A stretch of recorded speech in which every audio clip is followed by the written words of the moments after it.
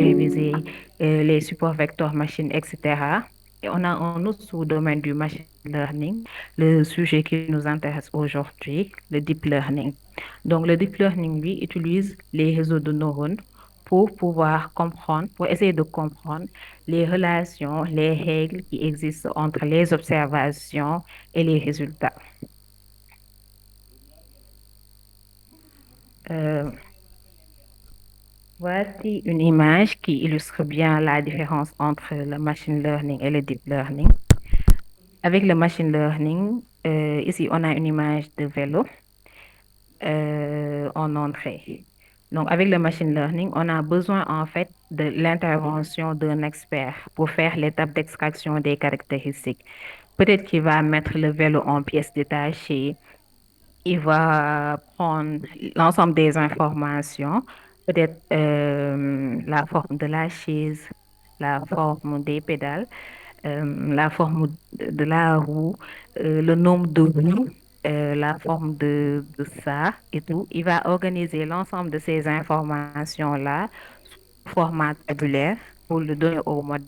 Et c'est au modèle de se charger d'apprendre les règles en fait qui font que cette image-là est un vélo. Maintenant, le modèle va se charger de la tâche de classification. Alors qu'avec le deep learning, cette étape future extraction et classification est automatisée. Donc, on n'a plus besoin de l'intervention d'un expert pour faire l'étape d'extraction des caractéristiques.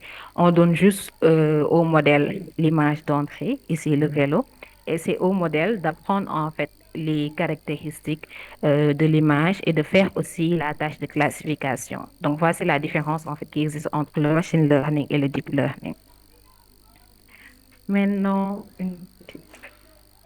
pour voir comment on en est arrivé là actuellement avec les ChatGPT, les DeepSeek, les YOLO, etc. Donc, c'est en 1943 que deux mathématiciens des noms de MC Kilo et Peace ont proposé un modèle mathématique d'une neurone biologique. Ils se sont dit que en fait, par neuro et que je viens de voir tout à l'heure que ce qui fait la différence avec le machine learning, c'est le fait que les machines puissent apprendre d'elles-mêmes. Donc, en 1957, Frank Rosenblatt propose le premier algorithme avec le paramètre d'apprentissage, le perceptron. Entre 1957 et 1986, il n'y a pas vraiment eu d'avancée. Les investisseurs ne voulaient plus soutenir les recherches en IA. Du coup, nous sommes restés tout ce temps-là sans avoir de grandes inventions. Mais c'est qu'en 1986 que Geoffrey Hinton propose l'invention du perceptron multicouche. Donc, en 1990, Yann LeCun propose la première variante du perceptron multicouche, le réseau de neurones convolutifs pour la reconnaissance d'images, la détection d'objets, etc. Entre 1990 et 2000, il n'y a pas vraiment eu d'avancée aussi. Peut-être les LSTM, les réseaux de neurones occurrents, mais c'est qu'après 2000, avec l'arrivée donc du big data, oui.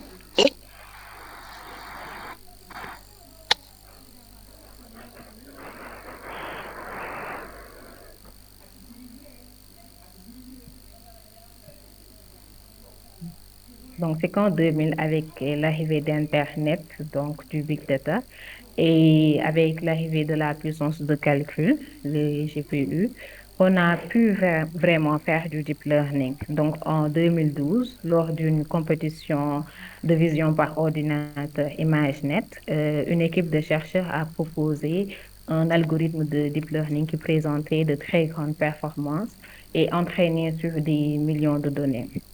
Donc, depuis 2012, Jusqu'à présent, on a vraiment le boom de l'intelligence artificielle avec le deep learning, avec les ChatGPT qu'on connaît actuellement et les autres IA. Maintenant, nous allons voir les réseaux de neurones.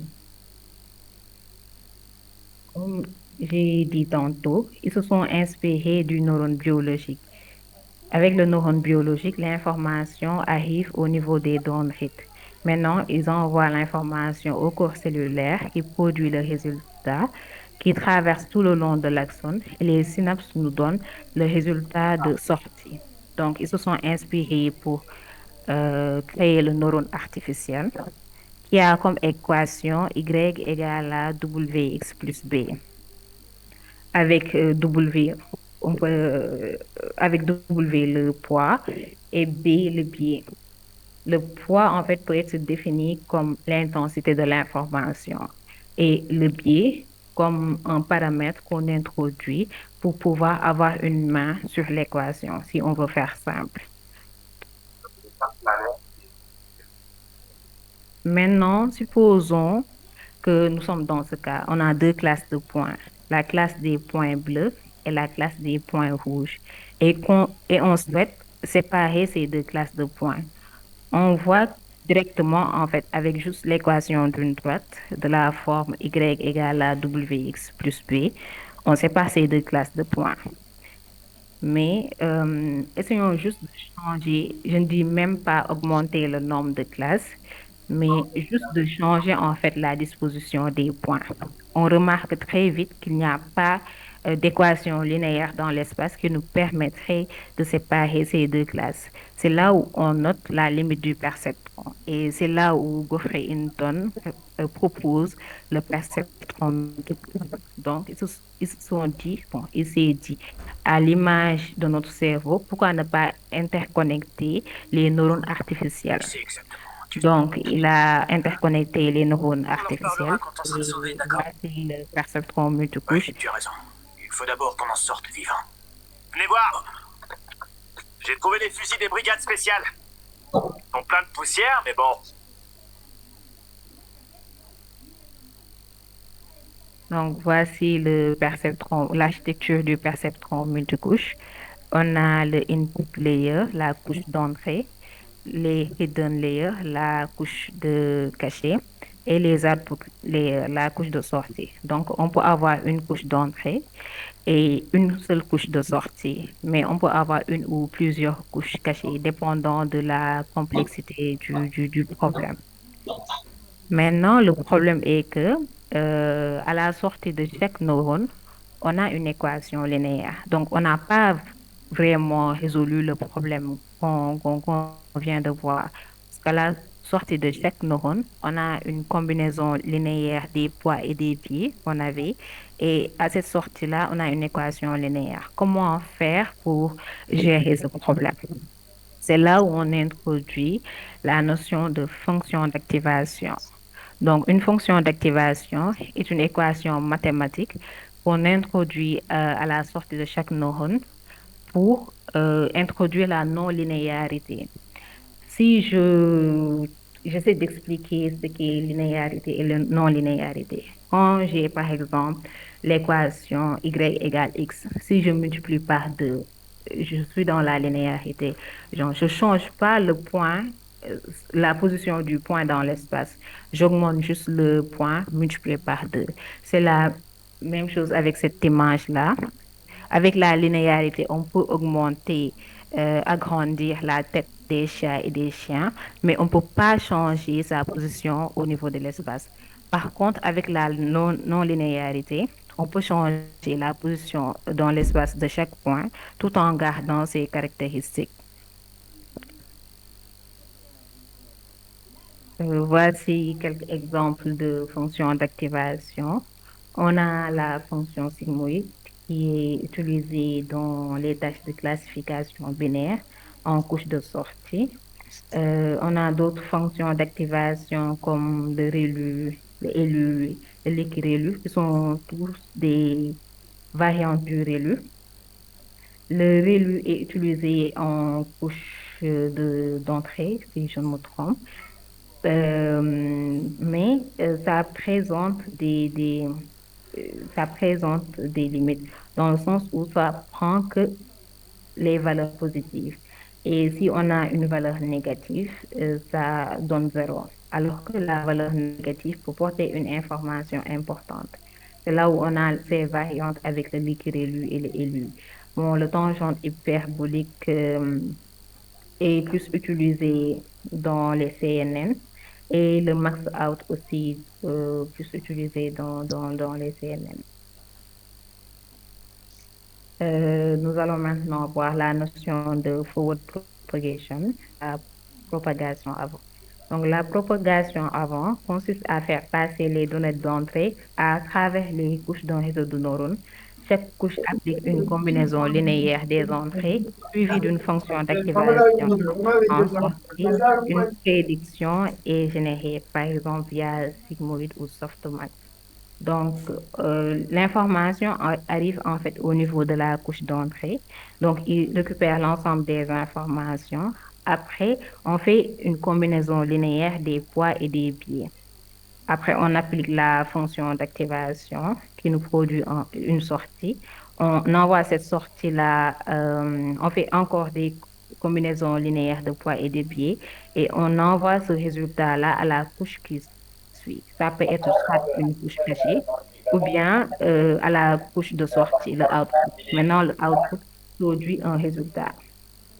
Maintenant, le problème, c'est que, bon, c'est pas un problème, c'est comme ça que les choses marchent. Les poids et les biais sont générés aléatoirement au début. Mais si on donne au réseau les informations d'entrée et qu'on génère aléatoirement les poids et les biais, en sortie, le réseau va produire quelque chose. Mais le réseau, en fait, a la vraie sortie, la vraie valeur. Donc, comment faire, en fait, pour que cette sortie-là s'approche de la sortie qu'on veut? C'est là où on a la notion de fonction de perte, le loss function. Donc, la fonction de perte mesure l'erreur entre les prédictions d'un modèle et les valeurs cibles réelles. Par exemple, ici, on peut dire que notre modèle, c'est la droite en noir et nos valeurs cibles réelles, c'est les points en rouge. Donc, la fonction de perte, en fait, va essayer de mesurer la distance qui existe entre chaque point rouge et la droite pour essayer de minimiser cette distance-là, pour que cette courbe se rapproche en fait de l'ensemble des points. Et c'est la même chose avec le deep learning. Donc, on a un Y prêt, un Y true. Le Y prêt est produit par le modèle. Et le Y true est la vraie valeur qu'on devrait avoir. Donc, on mesure en fait la différence entre Y prêt et Y true pour minimiser cette différence. Maintenant, on a la rétropropagation qui consiste à ajuster les poids d'un réseau de neurones pour minimiser l'erreur. Si j'essaie de résumer, on a d'abord les informations qui arrivent au niveau de la couche d'entrée. On a la combinaison linéaire des poids et des biais. Après, on a un résultat de sortie. Le résultat est très loin, en fait, du résultat qu'on aimerait avoir parce que c'est normal. Les poids et les biais au début sont générés aléatoirement. Maintenant, on calcule, en fait, la différence entre le résultat qu'on a et le résultat qu'on devrait avoir. Et on essaie de minimiser cette différence. Maintenant, on va faire un retour en arrière pour mettre à jour les poids et les biais qu'on avait générés aléatoirement à partir de la distance en fait calculée, à partir de la fonction de perte calculée. Donc, on revient en arrière, on quitte la couche de sortie, on vient à la couche qui vient avant la couche de sortie, la couche cachée qui vient avant la couche de sortie. On optimise les poids et les biais qui sont là-bas. On revient encore en arrière, la couche qui vient avant cette couche cachée. On optimise là-bas aussi les poids et les biens. On fait la même chose jusqu'à euh, jusqu'à arriver à la première couche. Et on refait encore l'étape de propagation avant en faisant les combinaisons linéaires, la fonction d'activation, le loss function. Et on calcule encore, oui, le loss function, on calcule l'erreur et on retourne encore en arrière. Donc, on répète ce processus jusqu'à avoir une erreur minimale. Par exemple, si on a une erreur égale à 0,1, peut-être que c'est bon, genre, on peut se dire que là, le modèle est performant. Donc, c'est ça. Si je résume bien, c'est l'étape de propagation avant, combinaison linéaire avec les poids et les biais, fonction d'activation, loss function, backpropagation. On répète ces différentes étapes-là jusqu'à avoir une erreur minimale. Nous allons maintenant passer au réseau de neurones convolutifs, qui est une variante des réseaux de neurones et qui sont plus utilisés pour les données sous format image, vidéo. Donc, avec les réseaux de neurones convolutifs, on a les couches de convolution, les convolution layers, les couches de pooling, les pooling layers, et on a la couche entièrement connectée, le fully connected. Il faut savoir en fait qu'une image est traduite sous format matriciel. Donc, si la machine reçoit une image comme donnée d'entrée, elle va la traduire sous format matriciel pour présenter l'information. Donc, la couche de convolution, qu'est-ce qu'elle fait? Elle applique un filtre au niveau de l'image, au niveau de la matrice, je peux dire. Donc, elle va essayer de récupérer l'ensemble des informations. Ça peut être des formes, ou bien la texture, ou bien des courbes, l'ensemble des informations que le modèle juge intéressant, il va le récupérer. Maintenant, on a la couche de pooling pour réduire en fait l'image d'entrée. Peut-être au début, on a une matrice 1000 fois 1000. La couche de pooling va nous aider en fait à réduire la taille de cette matrice-là. Donc, on peut choisir ici le max pooling.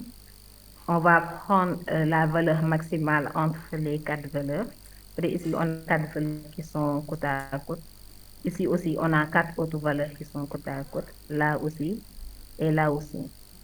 Donc, on va essayer de prendre en fait la valeur maximale entre ces quatre valeurs et on va considérer que cette valeur-là, on va encore essayer de prendre la valeur maximale entre ces quatre-là et on va considérer que cette valeur, ainsi de suite, jusqu'à la fin en fait de la matrice.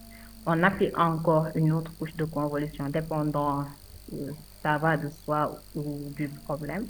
Et à la fin, on a la couche entièrement connectée qui traduit en fait la matrice là sous format vectoriel et associe chaque vecteur à la couche de sortie correspondante. Par exemple, si on a un cas de classification d'image avec un chien et un chat, peut-être qu'il va associer un vecteur à un chien et un autre vecteur à un chat. Comme ça, quand on lui donne une autre image, en fait, il pourra savoir en sortie quelle représentation vectorielle correspond à un chien ou quelle autre représentation vectorielle correspond à un chat. Maintenant, nous allons passer à la notion de data augmentation. C'est quoi? Donc, la data augmentation est une technique utilisée pour créer artificiellement de nouvelles données à partir de données d'entraînement existantes. L'objectif est d'enrichir un jeu de données initial afin d'améliorer les performances du modèle. Donc, on a les techniques courantes de data augmentation, à savoir en computer vision, la rotation, le zoom, le flou, les changements de couleur. En natural language processing, on a le remplacement des mots, la suppression aléatoire, la génération de phrases artificielles. En reconnaissance vocale, on a l'ajout de bruit, la modification de la vitesse, le changement de tonalité. Donc, voici quelques exemples.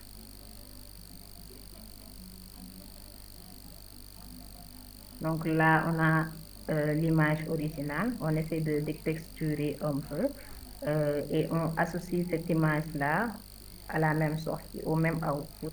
On essaie d'enlever la couleur,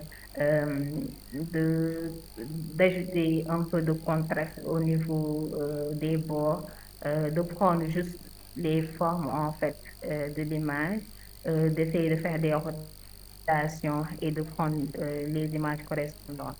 Il faut savoir que, par exemple, si moi, en tant que personne, je vois un chat, par exemple, que ce soit de profil, bien que ce soit de dos, bien que le chat soit blanc, ou que le chat soit noir, ou que le chat ait n'importe quelle autre couleur, en fait, j'ai déjà associé dans ma tête que cette image-là est un chat. Ce n'est pas aussi facile avec la machine parce qu'il ne faut pas oublier que la machine traduit en fait l'image sous format matériel. Donc, c'est des valeurs. Et la machine ne peut pas encoder en fait une couleur noire de la même manière qu'elle encode une couleur rouge, par exemple. Donc, quand tu donnes à la machine l'image d'un chat et par exemple l'image d'un chat noir, à la fin, la machine, en fait, c'est reconnaître peut-être l'ensemble des chats noirs qui ont vraiment, qui ressemblent vraiment à deux gouttes d'eau, comme l'image de chat que tu lui avais donnée. Maintenant, quand tu changes la couleur de l'image, la machine, elle se trompe, en fait, parce qu'elle va essayer d'encoder la couleur rouge que tu lui as donnée à une autre valeur. Et quand en sortie, en fait, elle va essayer de comparer l'image noire et l'image rouge.